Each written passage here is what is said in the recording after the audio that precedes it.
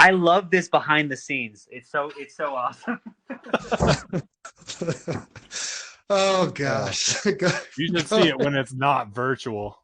Seth will be half in the bag by now, yelling at his kids. Seth's got some tails, and Sean's got some tails. Our guest has some tails. It's Tales from the Ditch. We've got tales from the ditch by our house. It's Tales from the Ditch. Welcome to Tales from the Ditch, the #1 Northern Nevada podcast with us, not related to theology or coffee, in the region which we live on our streets. That is all statistically true. Here we go again. This is Seth. I'm here with Sean in the apocalypse. Sean, you want to introduce yourself and our fabulous guests? Yes, my name is Sean. I am living well during this quarantine time. I want to report that I've gained back all the weight that I lost during the first start of the quarantine. And we are here today with the much mentioned but never been on the show before, Brennan Mishler of RCK Kickboxing, or RC Kickboxing, I guess I should say. And we got Cliff here to comment. He's like our Baba Booey guy. Hey guys. Hey. I'm just pissed that I missed on marketing RCK Kickboxing. RCK Kickboxing. Oh, goodness. Brennan, Like how the hell what you people doing? say. People on Instagram, they go, R.I.P. Peace, brother. And I'm like, ah! It's like a double negative, just pisses you off and floats away into space. But no, I'm good, Seth. How are you guys? I'm really happy to be here. Sorry it took long to get on your podcast, but I'm happy to be here right now. I know it's not like you work a full-time job and run a gym and have a kid and have a life. No, So- well, but I always have time for my friends, and I'm always happy to talk to you guys. You guys just record right when we're running classes, and so you know, But you know what? That's all just sour grapes, and that's in the past, baby. Let's chat. Well, This and you're podcast always, is powered by spite, and we're going to keep it going as long as we can. I don't know if this is too soon to start an interview format here, but Brennan, you work at the hospital, right? Yes, I work at Renowned South Medical. And I think a few times, like, you were going to be on here and then you get called into the hospital because that's how hospitals work. Yeah, right? apparently people are real dicks, and they decide that they need to get surgery at these really weird times. And so, like, I'll be at home and they call you and they make you come in and they pay you convenience for my amateur podcasting career. but it's all good. Yeah, I think I was trying to be a couple times, either had call or something else came up, but mostly it's hospital life. While I do love the hospital, it can take a lot out of you. And can I ask, how did you get started working at the hospital? How did that happen? So I was pretty fortunate. I never really wanted a career in medicine or anything like that. I needed a job, and Seth might remember these years a lot more very vividly. But from the ages of like 16 to 20, I did every job in this town. I quit so many jobs. I got fired. I was a busboy. I worked at Costco. I got hit by a car. I quit. I would literally take any job I could anywhere, and then if I hated it, I would just quit. And finally, at about my 21st birthday was my first day at Renown, which was then Washoe. And I just kind of stuck with it because they're good enough. They're really good to me, and they always let me kind of work my schedule. So I would work 3/12s, which was Monday, Wednesday, Friday, and then go to school at UNR full time. And so they just kind of hung with me. And then when I started fighting and I started looking into coaching, they were always supportive, and I kind of was able to do whatever schedule I wanted. And so I just kind of stuck with them, and I started out mopping floors, and I still mop floors, but I went from orderly to anesthesia tech, and just kind of worked my way up. So it was an entry level job, and then just kind of stuck with it, and have been, and now it's kind of my official full time. Well, right now for damn sure full time gig, but they've always been so freaking good to me, so I've been loyal for a while now. Now, Brennan, you've been in the news a lot. You know, a very public feud with Cardi B and Taylor Swift. I'm You've so beat three I'm people so to death in happy. the ring. I'm so happy you went that way. I gotta ask you something, because this is, I don't think people quite understand this, because yeah, you're doing medical work. You also run RCK kickboxing. Yeah, phenomenal. So a lot of people, I think, understand MMA, and I think they kind of understand kickboxing. But what's the difference between Muay Thai and kickboxing? Because you've actually had correct matches where you've been hit with elbows, no padding, just elbows slamming you in the skull. What's the difference for someone who has never heard of Muay Thai? What's the difference between that and MMA? Well, okay, so I started doing MMA, and I really started doing jiu-jitsu probably 2001. I would do drop-in classes at random places, and it was such a different climate than is now that I mean, when you look at Reno and the landscape for martial arts, it's crazy how many options there were. I mean, and Cliff can speak to this too, and has. It's just back in the 90s, which really dates myself.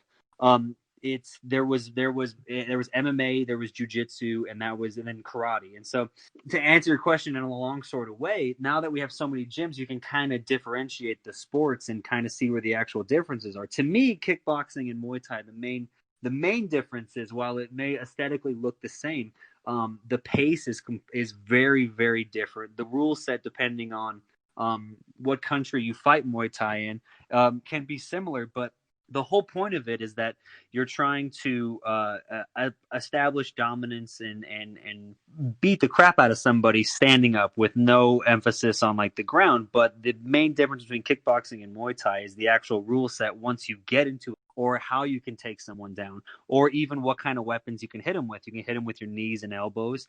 And what makes Muay Thai so beautiful to me is you have the ability to fight at different ranges, and it doesn't have to be this slugfest or who punches harder. Like, you have so many options to win that when I explain it to somebody who doesn't know, they're just like, "Oh, you like the one where they hug?"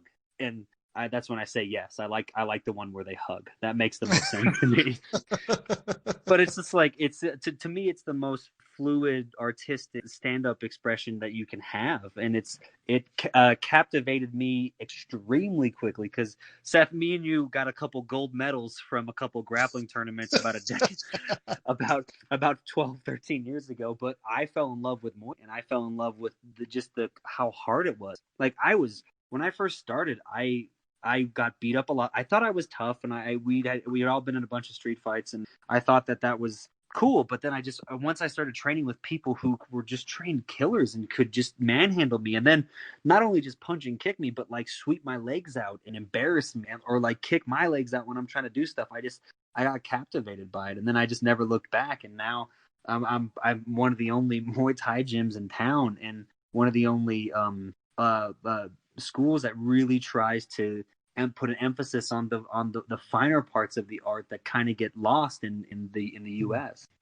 Yeah, and I think you said when you had that one match, I think it was on a reservation, I can't remember, but you got hit with the elbow.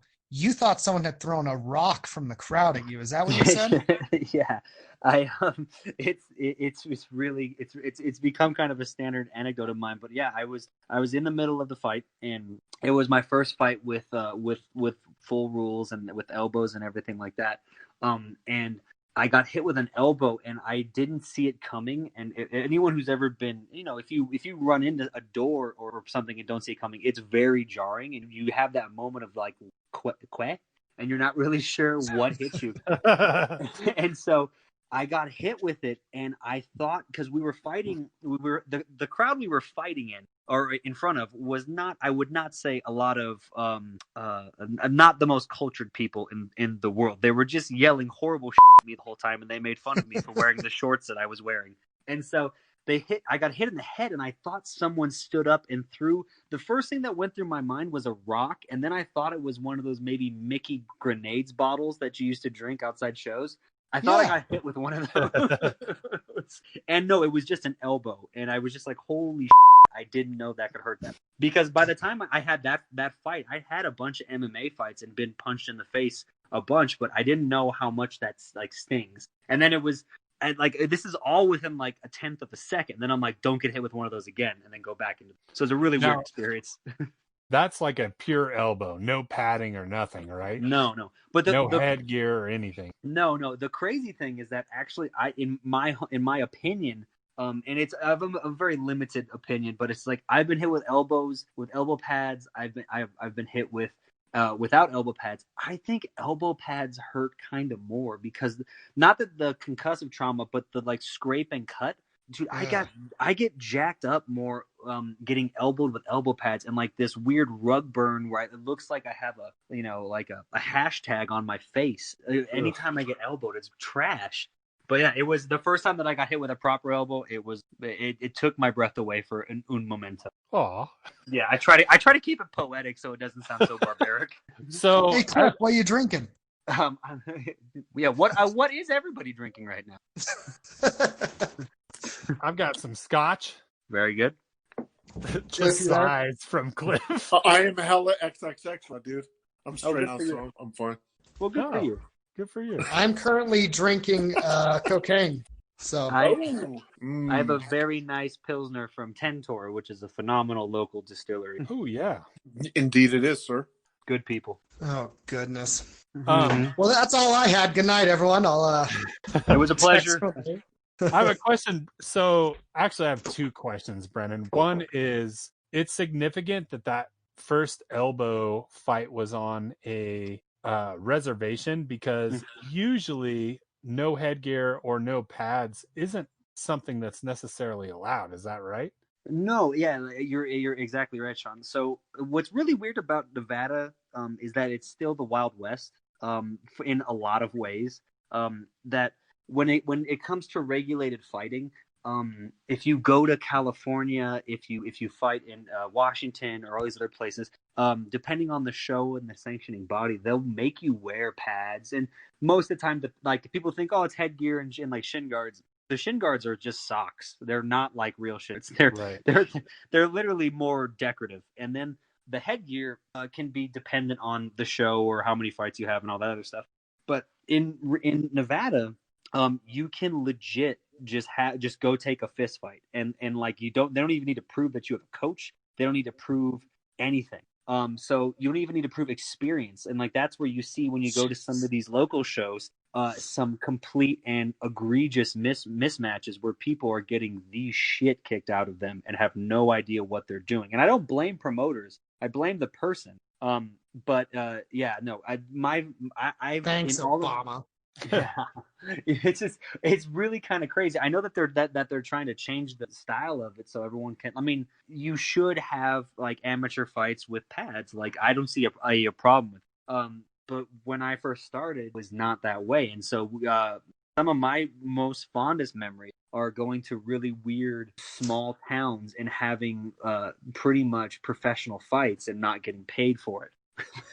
Nice. So yeah, which is really, really great. My 401k is really low because I made those decisions. So, a Brennan question on that. So, if people look at some of the videos for WFC, which some of your fighters have fought in, on one night you had Cam, who's a newer guy, fought with no gear, and then Max, who's had a few matches, fought with gear. How was that decided that night? Was that in Nevada or California? That would technically, I think, honestly, since it was South Lake Tahoe, I think it was on the California side. Now, the sanctioning body that they use for those shows, in regard to kickboxing and to Muay Thai, because we've already established there's two different rule sets. They made Max wear headgear and shin guards because unbeknownst to us, Max is a very young man himself, but of age, and he fought a man who was 17 years old. So when you fight children, they make you put gear on. And I don't Cam, want to fight kids. Not in my league. it was and like, don't get me wrong, it was a hell of a tilt, and that kid has a great future ahead of him. But I just kept thinking of that episode of Seinfeld where Kramer's just beating the out of the children. And I just was like, this is inappropriate. And like, I was pretty pissed about it because no one disclosed his age, or I would have been honest, I would have skipped that fight. Like, I mean, there's such a good there's like PKBs, and there's more amateur fights, and like there's all these different promotions now where you can get younger and less experienced guys essentially fight practice without having them do it in front of 2,000 people in South Lake Tahoe and trying to sell tickets and hopping into the big dance of it all. And like, I would have much rather seen that kind of fight on a show like that. And it was just it was weird. I don't begrudge it because it was a fist fight and whatever, and the kid signed up for it and his parents signed a waiver, and that's cool. And plus he fought his ass off, but it was just kind of weird to have my man fighter fight a boy. Do you know of any 15-year-olds who are 200 pounds looking for a match when this is over? Listen, I know tons of angsty 200-pound 15-year-olds, so I'll tell you what. We'll talk after we get off the air. And we're gonna set you up, and we're gonna beat ass in the Reno High circuit like it's 2004. I'm looking for a 6-fight winning streak, to be honest. So if I would love to see like the Rocky montage of that 15-year-old 200-pound kid training. Dude, I mean, there are some beast kids out there. That's the thing. Like, the crop of new talent, because of how many shows there are and how many fights and how much opportunity there is. Dude, I have kids that come into the gym all the time, and they're like barely pubescent, and they can beat ass. It's really cool to see an older person's perspective, but humbling because I'm old and crickety and these whippersnapper comes out of my mouth. Describe them, and they can beat my ass. Yeah. All right. Second question. Sorry, Seth. You were listing jobs you had, and one of them you said was getting hit by a car. Yeah.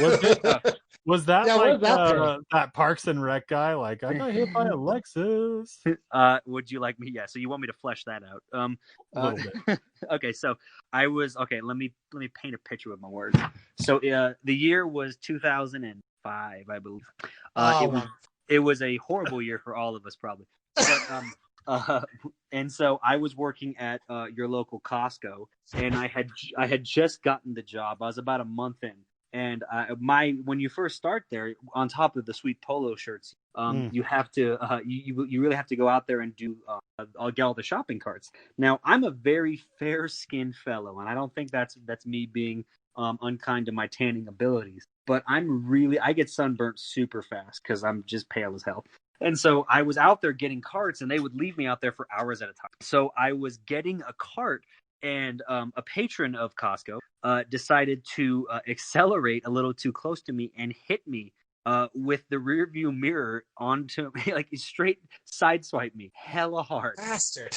Like, and I don't know if it was intentional, but they definitely drove away like they had ran someone over. So I had the rear view like broke on my side, and I'm not particularly a very tough man. I'm pretty sure I yelped, and I know people saw it. So I went inside, and I probably had about 2 hours left on my shift, and I was just like, yeah, I got hit by a car. And they're like, what do you mean? And so I relay the story I just told you, fine, gentlemen. And they tell me, well, you have about another half hour before you get a break. And as soon as they said that, everything just kind of went wah, wah. And I didn't hear anything else because I was like, this job sucks. I don't want to work here anymore. And I just was like, okay, I'm going to go on break. And then I just never.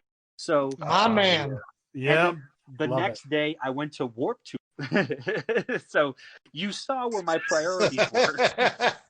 and I really enjoyed listening to From Autumn to Ashes instead of working at Costco. Oh, my goodness. Yeah, so that was one. If I were to show you a job resume, like all my job history, I'm not even joking. It's like 17 jobs, and they're all just like for 3 weeks, 3 days. I didn't really care. My mom would tell me that I'm just figuring out what I don't do in life, and really I was just being an irresponsible dad. Yeah, Hmm. I hear that. It was all good. I was trying to be a filmmaker for a while, and I needed a pizza Yes, you were. delivery. Remember, I needed a pizza delivery thing for one of these films that I never made, and so I worked at Papa John's for one day and took their hat and the car topper and just Dude. never came back.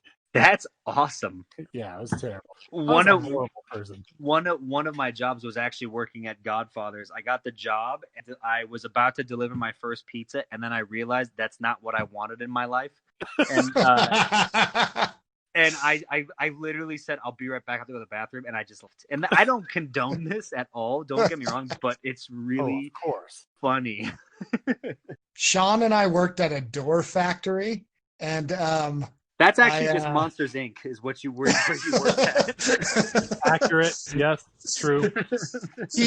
So the guy teaches me forklift, and I do it wrong, and I go, "Oh, I don't think I did that right." He goes, "You're good," and walks off. Jesus. And So he good. says, "All right, start unloading from the truck." And I'm like, "I just did it wrong." He goes, "Yep, see you later."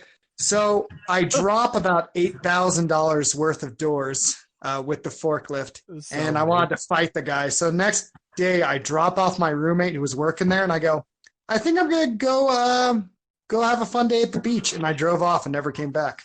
So It was so Yeah. See, good. I like that story mostly because I was hoping it was going to end with you like having a sweet pun, like "show me to the door" or something like that. dang it! Oh, promises kept. Crap. So terrible. Oh, Brennan, all our listeners want to know. All 9 of our listeners want to know. So how do you deal with not the fight itself, but you're in the locker room, you're getting your hands wrapped, you have all this time to be in your head, different emotions from excitement, fear. You're wondering what's going to go on. How are you going to go? How do you deal with that mental state when you have those hours of waiting back in the locker room, knowing that when you go out there, you're going to have your coach, but still it's on you. You have to perform and fight and follow through with your training. How do you deal with that mental state when you're back in the locker room? Well, recently, just panic attacks. You just have panic attacks like there's no tomorrow, which really helps. But no, if you bring up a good point. I mean, I've been in your corner for your fights, and you kind of see, and I've had to learn this over. I mean, I learned it actually more when I started transitioning more to a coach than fighting myself. But like, everybody has the same rooted emotions. And they this is the way that they kind of go. Like, so you get to the venue, and like, let's say you've gotten through your camp and you've had little panic attacks and you've had nervous, and you somehow make it through your camp, which could be anywhere from sometimes 3 days to 6 weeks or whatever it is. And you're let's say you're injury free. And I've had fights where I go in injured, and that's the absolute worst. But you get there, you see the ring, or like and like you've already made weight, you've done your obligations, you hit weight, and you're feeling good, and maybe you got some food in you. You have a rush of excitement as soon as you see whatever the actual device you're fighting in, whether it's a cage or a boxing ring, wherever the hell it is. And then you get in the back. And if you have a good coach and good teammates, it's really jovial. Like, it's kind of fun, but everyone's kind of just like nervous energy. It reminds me a lot when you would go to 7th or 8th grade dances and you're too nervous to talk to the girls, but you're like, you've never been funnier in front of and you're like, you're just being that hella silly guy or silly girl or whatever it is. And you're just like, you're way too nervous, but you're having fun. Then as soon as you do the rules meeting, it gets real. And then you really wonder what you're doing. And that's when the doubt starts to creep in. And anyone who says that they don't have doubt or they don't have fear, like, I'm envious, but I call bullshit. Like, everybody has that, because it just all of a sudden it got centered on you. It's very reminiscent of like a Hitchcock movie when like all of a sudden the camera does that weird boom effect and it circles in on one point, but everything else kind of goes wavy. And then it's on you.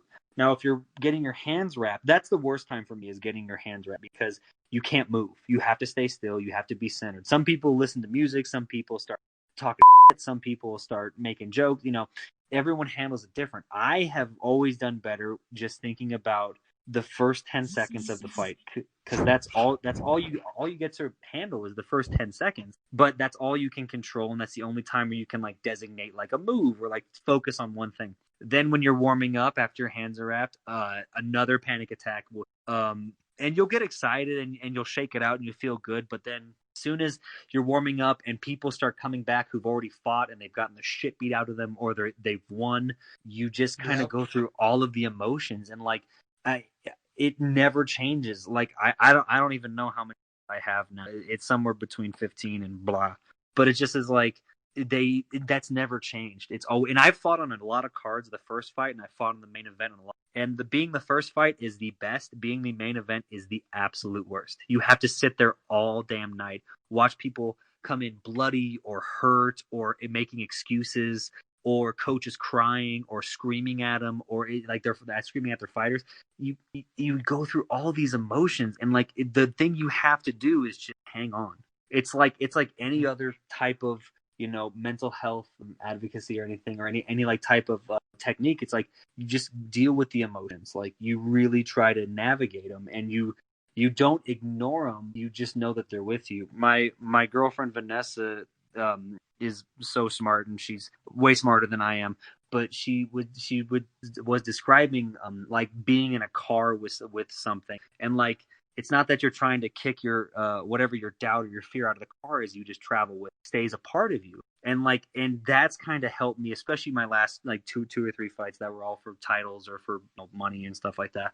It was addressing the emotion but keeping it with me, and not like going through the whole course of it, like not turning away or masking it, or like not being embarrassed about being or scared about what's going on, because there's something very freeing about that when you're able to embrace how scary something is, or how hard it is, or how much fun it might be. Like the good and bad, you'll go through everything, and then you get to the ring and you get the worst case of cottonmouth that you've ever had in your life as soon as they say your name.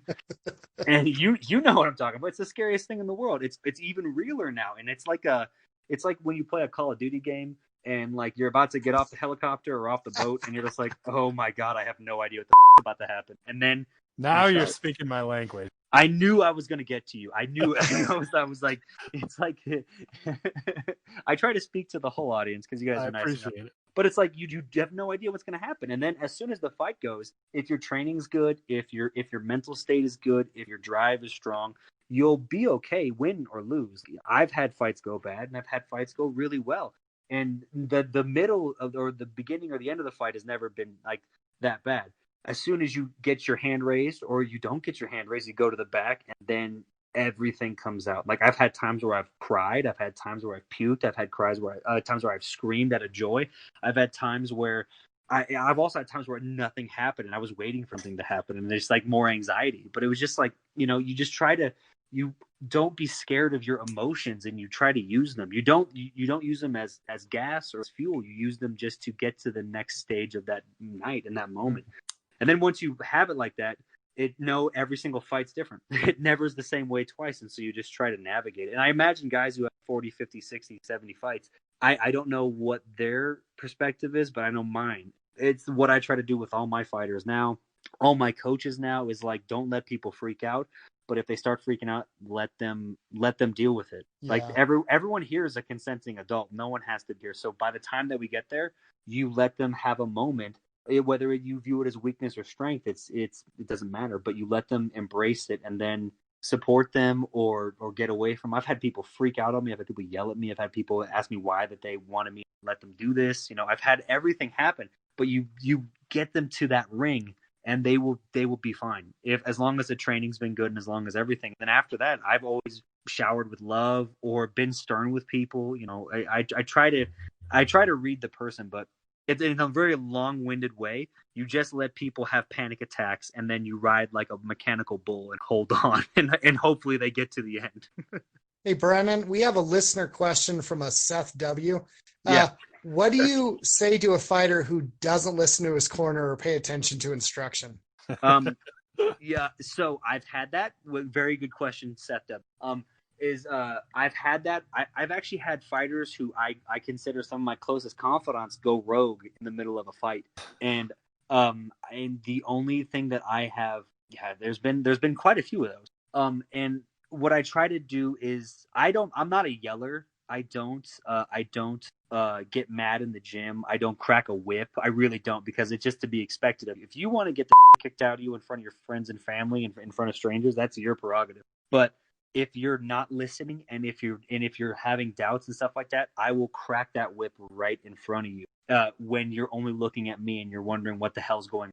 Like that, I save that card until it's important. I don't think I never responded to the drill sergeant approach to coaching. Like, it's just not in me, and I think faking it's even worse than not doing it. But if you're not listening during a fight, I have snatched stools out from fighters while they're sitting. I've told them I was going to leave them in the ring. I've told them that they were going to have to walk home, and we were in San Jose. I have said everything to everyone, and it's their fight. It's like I'm just an art teacher trying to get you to be able to paint something. But if you want to paint a Rembrandt when we're going for a Picasso, that's on you. And if it works, it works, and I won't take credit for it. And if it doesn't work, I will ride your ass like there's no tomorrow. If people go rogue, fighting is how they express whatever is inside them. I can't control that, and I don't want to. I don't want to harness it. I want to channel it, and that's my job as a coach now. And even as a fighter with my peers, I'd have guys that would kick the crap out of me in the training room, and then they'd get to a fight and they would just go blank. And so I just try to remind people like what they're good at, and like I know I'm a good coach, and I know that I'm a good training partner, and I know I can push people. Nothing upsets me more than seeing someone not believe themselves right in front of the person that they can easily beat. But they're looking at them like they're Mike Tyson, and it's really they're not. They're not. They're Michael Phelps, and you can kick the out of that swim. That's good. You could. I would love to see Michael Phelps in the Muay Thai, by the way. Oh man, that big gangly bastard. All right, I have a quick question. Sure. For all three, for Brennan, Seth, and Cliff, who have all been in fights and You leave me out of this. Professional fights, and I haven't yet. Oh. So, and after that, Cliff has a question to ask Brennan from one of our listeners. So here's my question. It's a two-part question. What songs have you walked out to, and has it helped in the moment? Starting with Brennan. Seth. Oh no, I was like, Seth, you go first on this, big guy. Do you really want me to answer, Sean? Yes. Okay. I've walked out to whatever house music was in Sacramento because they hate me. I don't know. I think that was the city. It was that city or some other dump. And I've I'm endearing. Oh, I walked out to Wake the Dead from Comeback Kid. Good album. And no, it didn't make me angry at my dad less. So if that's what you're asking. So, yeah. But that's my answer. Anyone else? Huh? Yeah. Go, Cliffy, go. I actually had my first 3 real matches all the way back in 1996. So, I mean, I don't have any walkout music really, other than what was on Nirvana. Yeah. Nirvana. Yeah. I mean, Nirvana was there idea. live. It'd be weird. Right. I mean, I am old as so that's just how it goes. And then my last one was at Escobar, and there was just like I didn't have any walkout music then. So you walked out to Smash Mouth. Yeah. Somebody. Hey now, you're a rock star. Yeah. No, see, that's man. fun. Cool, bro.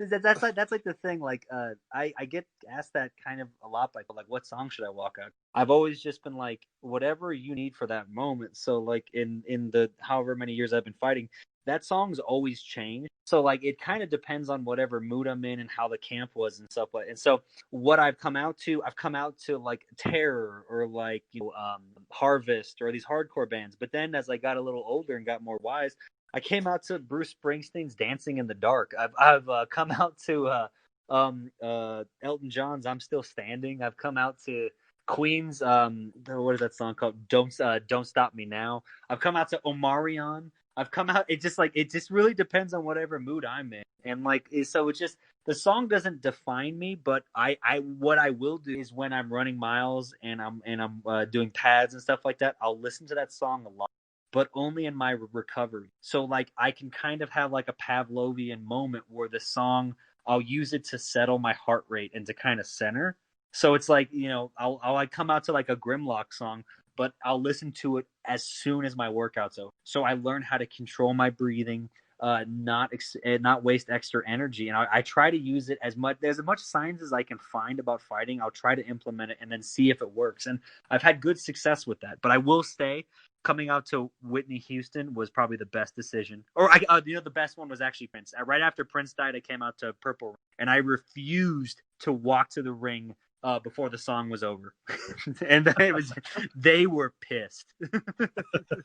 Didn't you walk out to Why Can't We Be Friends one time too? No, That was Jake Doxby. Jake, Oh, that's Jake right. did. That was Jake. Which was the best because he's the scariest looking guy aesthetically. Like he was built and jacked and like mean looking when he wasn't smiling. And then he came out to Why Can't We Be Friends? That's and right. immediately the crowd shit on him and then realized how funny it was. It was great. Yeah. That was in Oregon where my wife almost got in trouble with security because she brought a weapon in the venue. But that's another story. Yeah. So. That was a weird Story show. for another time. Cliff, you had a listener question for Brennan. Oh, what's up? Was it about penises? Mhm. It's all about penises. That's all. Ah. This is my passion. Actually, Brennan, I was just going to ask you, why don't you tell everybody that's listening right now what your actual experience and martial arts background is? Sure. Because it's Okay. extensive. It's really, Extensive, it's buddy. really, it is kind of varied. When I was a kid, just like most everyone was in the late '80s and early '90s, I was trying to be a Ninja Turtle, and at the time, I was 5. But so they weren't accepting my application at that moment. But everyone here trained at like West Coast Taekwondo with with Paul Reyes and with Yeah. Tom Callis and Yeah. a Guilty. lot of Guilty, right. pioneers. What's really crazy is that people don't realize how many pioneers came through that gym. Like Paul Reyes is a badass and a really good person. And Tom Callis is the guy who got BJ Penn into doing Brazilian Jiu-Jitsu when he retired and went and moved to Hawaii. Like there's a lot of legacy here in Reno, and it should never be forgotten. But I started out doing that when I was a kid. And then, like most of us, you drift away from it, and I got into grade school, and then I saw my first street fight when I was in high school, and I realized I was gonna get my ass kicked, and so I started doing Danzan Ryu, and I started training in judo, and I did that for a number of years, and with that I got into I got into Wing Chun, and I got into anything I could find. And then I started doing drop-ins and random classes in Brazilian Jiu-Jitsu.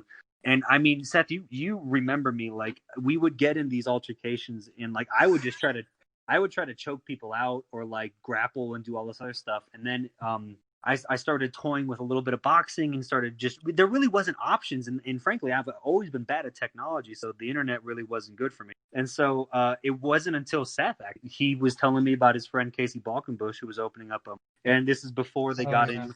And I went in and I was hooked, and we would only go it was like me, you, and Sean and Julius, and we would go and like Pete would go, and we would go like every Saturday. And then that just became my obsession. Then from there, I started training with Ryan Simpson with Reno City Boxing, which is the namesake of Reno City Kickboxing is from that gym. Out of an ode, which is something that some people do is try to show respect to the previous generation. Reno City Boxing. Yeah, RCB. Reno City Boxing Kickboxing. Yeah. It really flowed, and it started out as a typo on the shirt, but they liked it. But and then from there I went and still trained jiu-jitsu, judo and stuff like that. But as I got older, my body just couldn't. The main reason I stopped fighting MMA is just because it just got to be too much on my body and my neck and my joints. And so I started just doing Muay Thai exclusively. Plus I was the drizzling at it. And I was obsessed with getting better. And so me and Seth would go to these classes where we would train with all these future legit world champions, like Bellator fighters or UFC fighters, these great people would kick the hell out of us. Like absolutely destroy us, and I was just obsessed with getting better. And so like at the time I dedicated to being in the gym as much as possible. I would do class all day, and then I'd hit a class at noon for Muay Thai, and then I'd come back for boxing, and then I'd come back for Muay Thai, and then I'd come back for jiu-jitsu, and then I'd go home. That became my life for 5 years, you know. And then after that I just started fighting more frequently. Now here I am, going to be 35 this year, and got a couple Muay Thai fights and some MMA stuff and a couple belts, and it's been pretty cool. Was the first street fight you said you saw in high school? Yeah, I remember it well. It was everyone, because I went to Minogue at the old Minogue where they got bougie as all hell, and it was kind of in the more dangerous part. Dude, it was clarify, Brennan? Just to clarify for our listeners who might not be from here, Bishop Minogue is the bougie kind of private Catholic? Oh, for sure. So it was a Catholic high school for boys and girls, but it was for some reason located in a hole in Reno next to Hug, and so I remember seeing people break into cars all the time and stuff like that. But there was some altercation between two guys. I don't remember what it was, and they went to the park down the street, and I remember everyone went because it was the coolest thing that happened at the school ever. And I remember hearing the first time I ever heard like someone get punched, like not in a playful way or in like a, you know, like a Big Brother sort of way, but like heard like the mangling of knuckle on a face. And it sounds like when you like if you were to drop a T-bone steak off your table floor and splats.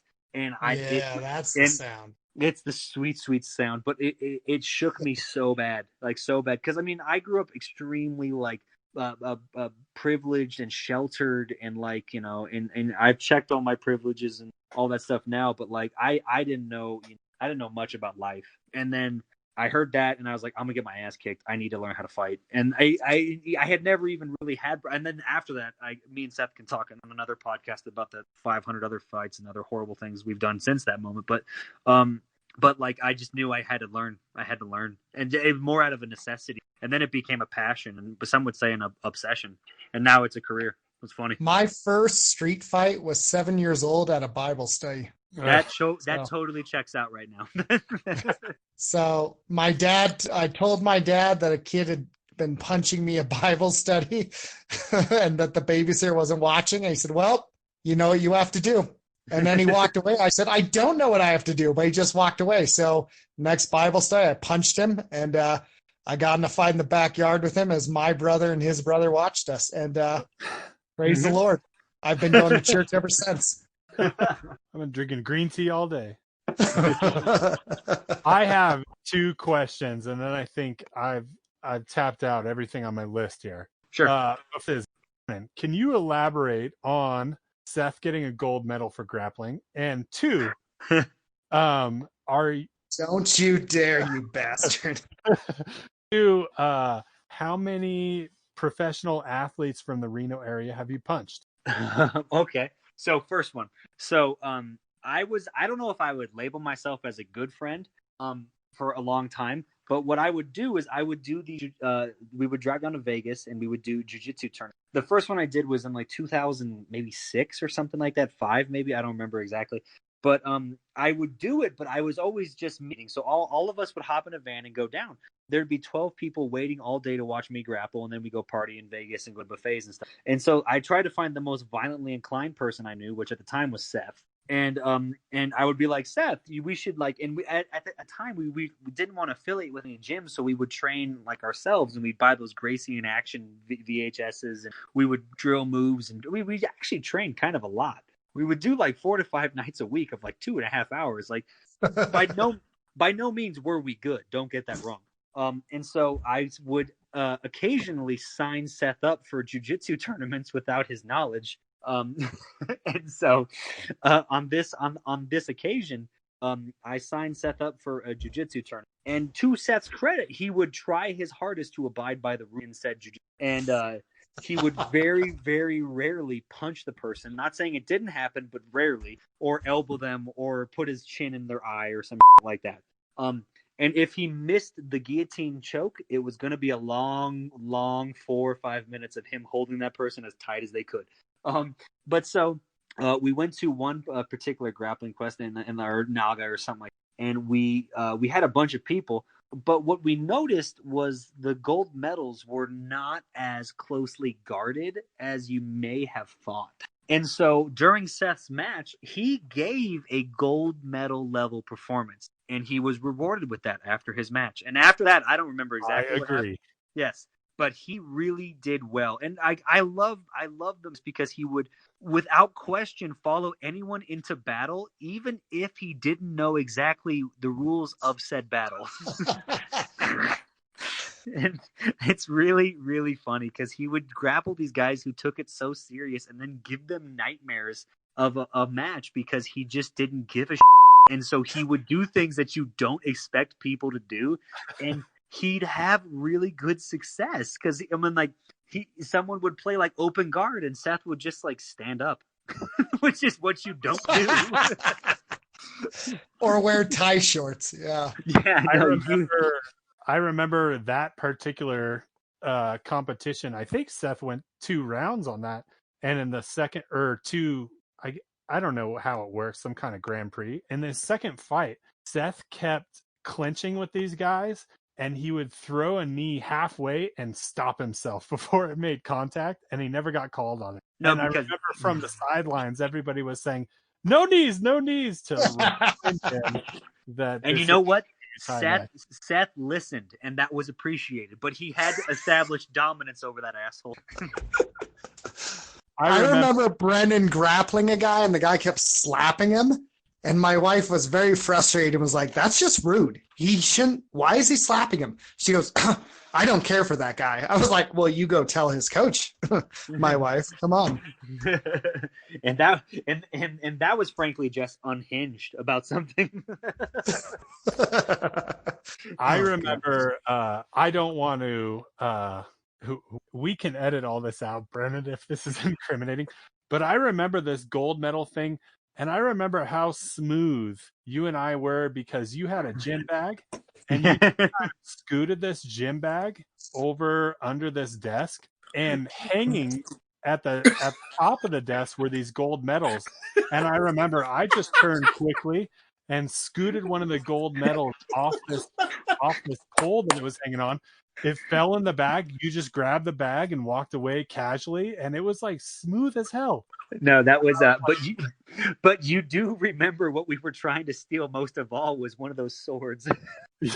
Yes. I was so mad about the match. I walk outside and all my friends come out and they're clapping and being nice. I was like, I just want to be left alone. And then my friends hand me a gold medal. And for a second, I was really confused. And then I went, oh, guys, because I realized, well, you didn't take this, did you? And everyone's laughing and chuckling because we got the gold. We stole it. Right. We brought it back. And then we got the hell out of there as fast as possible. Oh, goodness. That was so funny. And then, so to answer your second, all the professional fighters that have come out of Reno, I think a better way to ask that is how many of them have punched me? And I'm going to say all of them. Okay. But I've been very fortunate to work with a very talented crop of professional fighters to come out of Reno or travel through Reno. And like, you know, it's really like I hang it as a badge of honor that like, if I was able to work with somebody, or if they stopped in the gym, or if we've had like good interactions with them, or even before when I was trying to actively fight more, like, I don't know, it was just cool to say that you did something with someone who's getting paid professionally to this, or you saw them on TV, or they were a hero of yours. Like, I remember the first time I got to spar and work with Vernon Tiger White, like that was a big deal for me. You know, that was huge. It was after he had just fought Chuck Liddell, and he was still doing some a couple fights. But I just remember that I just remember seeing him fight Sakuraba, and I remember seeing him fight Remy Bojanski, and I remember just thinking of how cool it was to just be able to move around with somebody who, win or lose, I could give a but just the fact that they were in there with these people who I idolize, and like they had the guts to stand up and say I am in front of somebody and just try to fight them. Like, it just, like, not that it's ego or anything like that, like, because there's part of that in that, but it just, I love the idea of somebody not scared of they're just not scared and just wanting to test themselves. And there's penalties involved with fighting, and there's a point, everyone's talking about Mike Tyson coming out of retirement and hitting pads and how scary he looks, and it's really exciting. But like, there's a part where he's been talking about how he's reignited his whole ego now, and how his ego's back, and like that is very prevalent in fighting. I've dealt with some of the most talented people in the world, and their egos just get in their way, whether they don't fight enough, or they think they're the best, or they fight too much and they don't have it anymore. Like I'm just honored that I was able to be, even if it was just a Tuesday to them. It's something that I sparred Vernon Tiger White 10 years ago, and that's still a story that I hold close. I don't tell it very often, but it's like, that was cool. Like, that was cool for me, And so I've been punched by everyone who's pretty much gone in and out of this town, and some of them I cheer, and some of them I boo like there's no tomorrow. But I and also, like, with sparring, I think it's such bad etiquette to like talk about what happens. Like, if people post about it and it's their stuff, like, that's their business. And I've posted for and regretted talking about it sometimes. But like, there's something about the sanctity of being in a room where like that's your experience, and that's where it's like meant to be. It's almost like it's incriminating if you brag about sparring, because it just is like, it means either this is the highlight of your life and you're never going to fight people for money or for fame or for belts or anything like that, or you just are an asshole and like you have no context of what's going on. Like, if the four of us go into a room right now and we fight, I don't even consider winning or losing. It's really about getting through the night, working on some technical issue and trying to get better at what we're doing. Like, I hate it when sparring turns into this dick measuring contest or something that I know they're going to post on Instagram later. It just, it upsets me because it's not the point of it. Like, you're trying to get better to fight someone scarier. And like, I've been blessed with phenomenal sparring and training partners like Seth, like Cliff, Carlos, or Trin, or Adam Hebenstreicher, Adam Hill, or Hockey Pete, or just all these phenomenal people who helped me get better. And I would, and even at bigger names like, Willie Whipple, Vernon Tiger White, or Casey Balkenbush, or Rick Reeves, Buddy Roberts, like these people who went on to do things. And like, what happens in the sparring or training room, and like, most honestly, just me to be real, 70% of the time it does not go well for me. I've been very lucky to have an extremely good fighting record, but it's because I try to put myself in the worst possible place every time I spar. If I'm getting ready for a fight, I pick the scariest guys I can and try to work with them. And if they're dangerous and don't give a shit about my body or my fight, then I don't work. But I do still cherish those experiences. It's just, I've been punched by everybody, Sean, and I will tell you, there's not a better puncher in this world than Seth Wildshoot. That is what I will say. How? What? Oh, yes. Thanks. Yeah. Dude, me and Seth, you realize, Seth, that on my, we're not going to tell this story, but on my record, when I was trying to get a couple sponsors, I mentioned our fight at the Club Infinity from 2004. I you not, and I will send you my athletic resume, and you're on there, big guy. And we are not going into that story whatsoever. But dude, you're. I still honestly, have the resume, Brennan. Dude, it's so funny, but honestly, like, legitimately, and this isn't even something I plan on talking about. The main reason I got better at Muay Thai was my friendship with Seth. And like, that's not even bullshit. Like, he was such a better striker than me that I was envious, and that I couldn't believe he would whoop my ass, and he would do it, and then he'd say a joke, and it just infuriated me. And so, and so part of my, like, when you're starting training, you chase people. Like, you're like, I want to get better than that guy. I want to be that guy. And like, I'm still today chasing, and I'm chasing Seth from 2004. Like.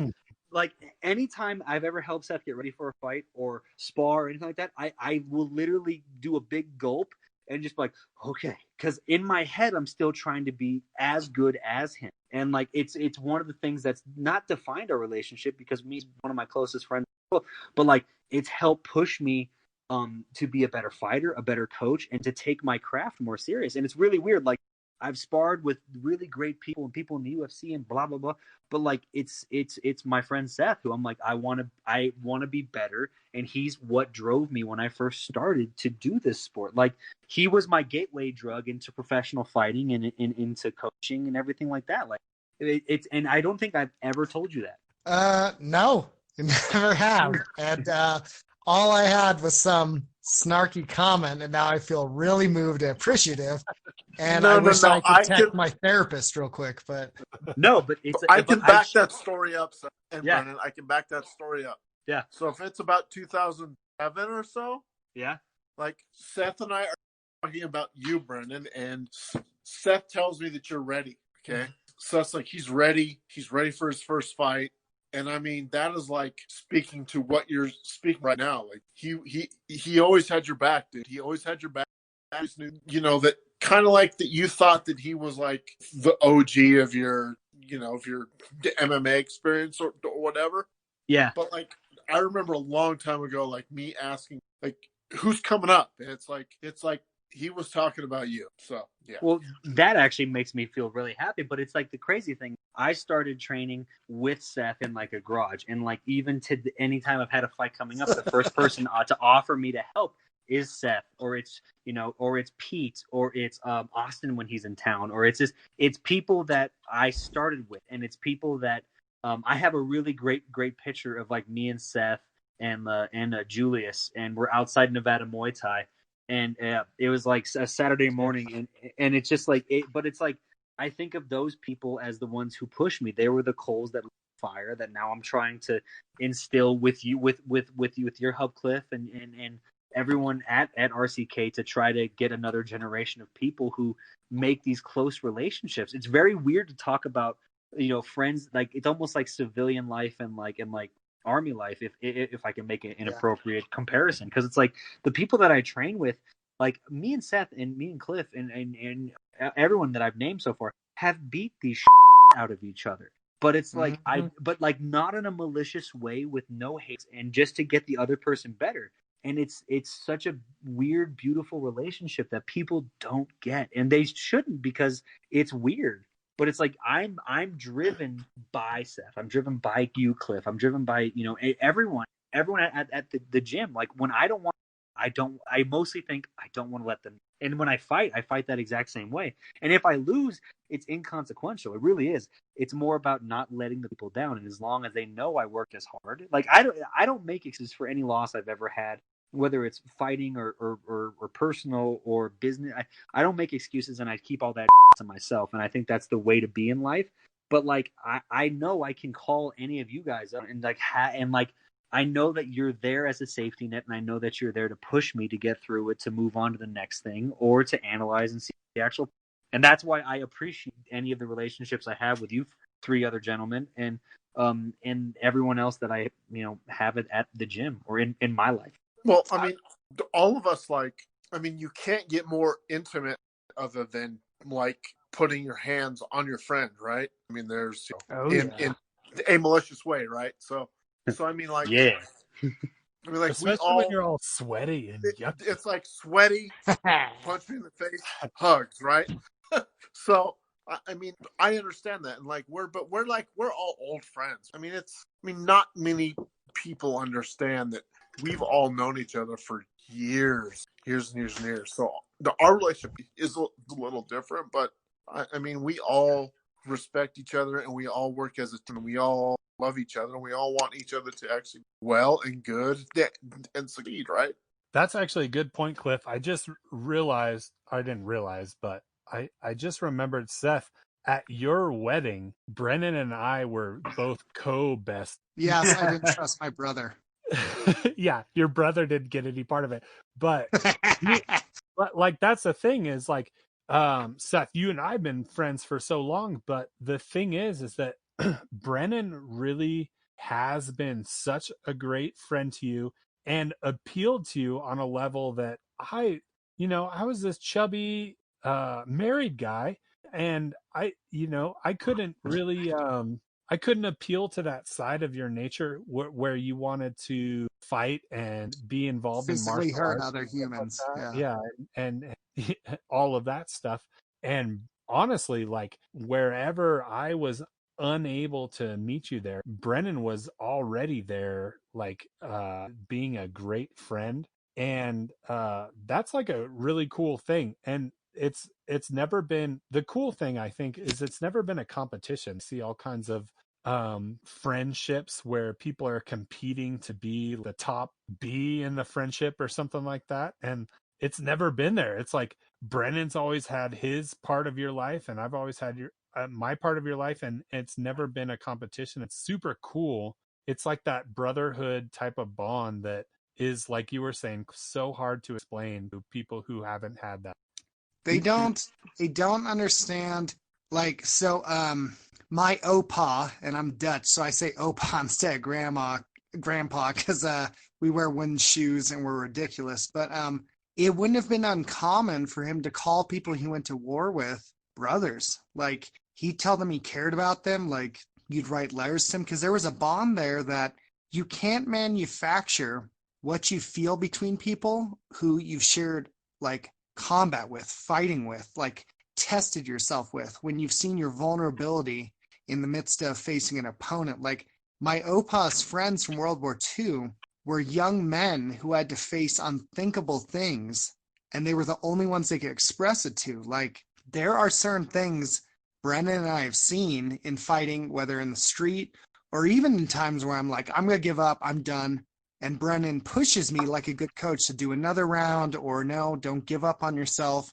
And you hit the pads, you drill. I remember we had one Friday night sparring, and I had done 10 or 11 rounds.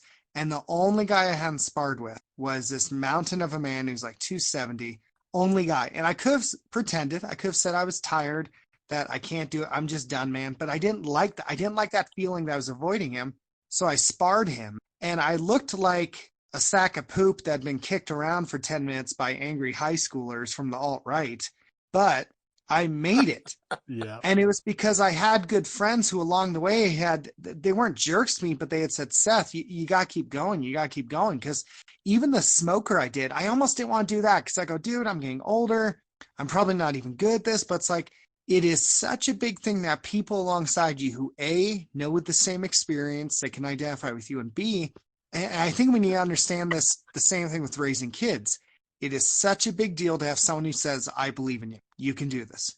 Just to have that voice, because I'm already in my own head, but to have that second voice saying, you can do this. We've done this. We've trained this. We've drilled this. You know this. And be there and be consistent. It makes all the difference in the world. And I've appreciated that with Brennan, where I will say, like, a big blessing in my life has been the men I've been surrounded by. So, yeah. Oh, dude, that honestly means the. Let me tell one quick story, and then I'm gonna address something that was said. My last two fights, I had probably the worst panic attacks I've ever had. Right before I had to go out, and the people who calmed me down were Pete and Trin and Carlos and Cliff, and even Wiggy, which I love Wiggy. But like, but it was the people that knew the whole side of the story. They knew what was going on in my personal life, and I'm talking about not this last fight, a year that one for sure, but like I had 4 opponent changes in 24 hours. I had all this stuff. I had just drama to deal with. But my fight 2 or 3 years ago, at the Aces Stadium, where I'm in the middle of a divorce, and I'm in the middle of all this drama, and I'm in the middle of this all these financial issues, and like I had this support system that was there to help lift me through it. And it wasn't like big, Mickey to Rocky speeches where they're telling me to eat lightning and crap fun. It was little reassurances. It was fixing the small cracks. It was getting me to what I needed to do, and that's the biggest thing. The second thing that I'm going to say is that what Sean said is totally true. Me and Sean have honestly been really good friends, and what ties us together is Seth. And then we realize we have a lot in common. I love Sean like a brother. But I'm going to announce my next fight here is against Sean for Seth. And get your ass ready, Sean. I'm coming for you. I want the belt. I'm ready. No, but you honestly make a good point. Like, I have a lot of friends who I train with who have their own set of friends, and like or you saw this especially in like the hardcore scene where you have like periphery friends and show friends and stuff like that. As I've gotten older, I look at it more like a Venn diagram, and it's like I just want to be a part of Seth's life. I want to be a part of the puzzle. I'm not trying to pull him away from anything, but we can have an intersecting line. And I try to do that with everyone, and I try to really be cautious about my relationship with my fighters and my relationship with my students and my relationship with my workers at the hospital that are some of my closest friends, and my own personal relationship with Vanessa and how important that is, that's private and that's to me, because that's all that really matters. And it's like you try to balance these things when you're a younger man. You like have to pick who's your best friend or blah blah blah. It's nonsense, and it's just such wasted energy. And so it's like there's nothing wrong with Seth having fight friends and a brother like you, Sean, that has been there through thick and thin for him. And so it's like it's really, I don't know, there's no competition when everyone's in the greater good, like when everyone wants just what's best for the single person. And so it's like I appreciate people who handle situations like adults and don't go sophomoric with their wondering of who's going to be their best friend, or like, I think everyone kind of goes in waves. There was a time where I didn't see Seth for a while, and then like he came back to the gym, and then we got in linked. It's been great, but it's like, and even Sean, anytime you've come into the gym, when I see you, I just go, oh yeah, I get so excited because I have a friend here, and I have someone that I know outside this place. When Cliff started, when like Cliff started coming to the gym, well, I love seeing people who I don't know if they'd ever be into this sport, but a friend dragged them there, or someone that I have a connection with outside that I can make a joke when I'm teaching a class, and like we have a moment like, oh, that's, and it's just like, I don't know, it's never a competition with anyone with me. I mean, now especially as I got some years behind my eyes and I got some wiseness, like you can serve both masters and not degrade from someone else's friendship or take away someone's time. It's just you said it way more eloquently than I said, Sean, but we're fighting in August for Seth. So get your shit together, start running, and get yourself a coach. You got it. This is the sexiest matchup yet. Cliff has actually offered to coach me, so I'm excited. We're doing the Wookiee freestyle fighting style. Yeah, I'm going to teach him some like sticks and chucks and all that other crazy shit. I just want to say again, I know Chucks. But dude, like what you're saying, Brennan, is so true. It's like, and I want to say like it comes down to brotherhood, but it's like truly just friendship, because it's not like gendered, right? And so it's so cool that that like it's like everybody's an advocate. You know Truly. what I mean? Yeah, and truly. It feels so good to be a part of that, I guess. And it's almost like, I know this is like gonna sound super chauvinistic or jockish or something like that. Go on. I know nobody's a fan of Ben Affleck, but I love him.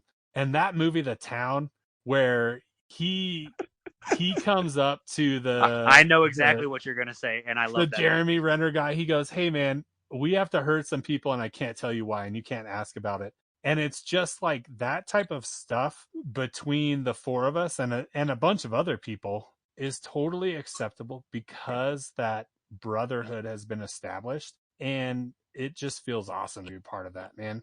And as the odd one out here, because I'm like the least experienced fighter and the one who's probably the least interested in martial arts. You've murdered people, though. It's okay. Yeah, from a distance. But yeah, it feels super cool to like know that you guys are my. So well, I mean, it's like we all have known each other for years, and we all have our relationships with each other have over the years have all like crossed paths and intertwined, and now all of us are here, right? So I mean, like we've all helped each other better men and humans. So like I'd be that guy that'd be like, we got to get in a car, we have to hurt somebody, let's go do it, and you can't ask why. Right? I mean, it's been a long time for all of us. It's been a long time. I've had all of you at my house, I think, in the old days. So I mean, hey, that's just how it goes, right? Dude, no, 100%. And like that's the thing. Like the best part about that movie scene is when he's like when he tells them that, you know, we got to go hurt someone, and I can't tell you why. Jeremy Renner's response is, "Are we taking your car or mine?" Like, there's no question that. And it's just like you were very lucky to have a relationship, and it's like that's the thing. Like, while it can be about fighting, or it can be about this, like me and I remember there's a moment in me and during your bachelor party, Seth, where me and Sean are sitting in the snow. And spoiler, me and Sean are not snow folk, because Seth wanted to go snowboarding with all of us, and I haven't snowboarded since I was, dude. You asked a lot, Seth, and of me, but we were just sitting there, and I remember like, Seth, you and your brother had like rode down the hill looking all cool, and Sean were not. And I just remember you looked so happy, and me and Sean were just like, this is fun, because while cold, miserable, alone, hating my life, sore, I was so happy that you were having this moment where you felt nothing but your friends and your family around, where you're able to relax, and you had this special moment. I waited 12 years to tell you this, but I fucking hate snowboarding. I fucking hate it. But like that's the thing, I would do that with anyone. I've been very blessed to have at least 10 to 11 people that I share this same relationship with, and luckily most of those people coincide with your same people, so the list isn't that crazy. But it's like I'm very lucky that I've fostered good relationships with people, and I try to build more relationships at the gym and just with how I conduct myself out in life. And not that I try to be a martyr or try to be a overly good person, but I just want to be there's like that saying of like, be the person that your dog thinks that you are. I'm trying to be the person that my kid thinks I am. And like I see that with you, Sean. I see that with Seth and Cliff. I am hard pressed to find one person say a bad thing about you, because you're one of the most loyal, good people I've ever met. And that's why I'm always happy to see you guys at the gym or at my fights or anywhere. Like, truly. You know what the funny thing is? My brother was at that bachelor party. Historically, I'm actually the calm, level-head brother. He's the intense one. For anyone who knows me, and I even think this, and Sean's seen him, I think my brother, I even think he's intense, the older brother. But yeah, he was well behaved at the bachelor party. Good God. Your bachelor party was a lot of fun, and I had a really good time. But there was laser tag. That was actually a lot of fun. You asked me to snowboard, man. Holy this is, and I tell all my students, I'm the least athletic person you've ever met who can do one thing kind of well. And that's karaoke. I can't even kickbox that well. But I truly I appreciated being there for you at that time, and me and Sean having that moment is something I cherish forever. Aw. You know what?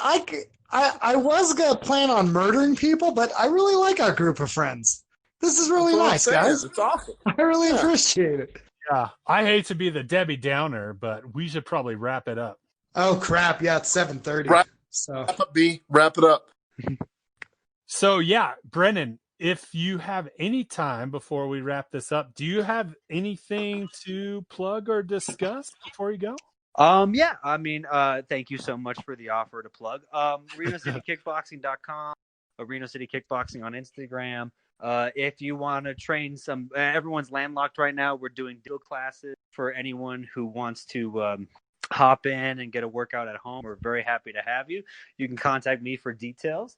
But no, that's about it. I thank you so much. Oh yeah, well on this Friday at 8 p.m.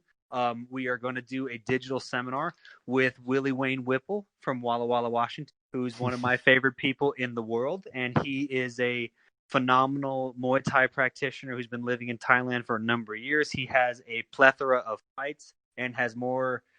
He's the most humble, violent killer that I know, and yes. We're gonna break down some of his fights. I'm gonna ask him a bunch of really good questions. It's only $20, and if you want more information, please contact me at Brennan _ Reno City Kickboxing, and just talk to me if you have any questions. But it's really we're trying to help Willie out and get and just do something cool, and maybe we can transition this to talk to more fighters who are doper than me. But yeah, so contact me. But I can't thank you guys enough for being patient with me and letting me come on your podcast and tell stupid stories. And anytime I'm free, I am more than happy to come back and spin some yarn with y'all. Oh, only the sweetest Mishler I know. I mean, gosh. I love you guys. All right, I'll close it out. This has been Tales from the Ditch. Thank you so much, Brennan and Cliff, for being here. If you have any questions or comments, please email us at talesfromtheditch@gmail.com. Or don't email us because I won't answer it. Or join RCK Kickboxing. RCB Kickboxing. And that's it. Zip it up. Zip it up. Tales